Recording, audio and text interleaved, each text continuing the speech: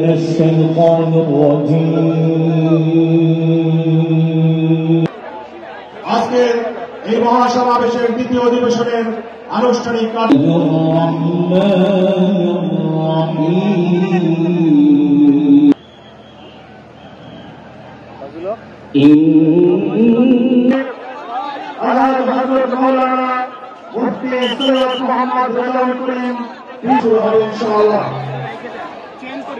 আজকের ঐতিহাসিক জাতীয় মহাসমাবেশের আনুষ্ঠানিক কার্যক্রম বাংলাদেশের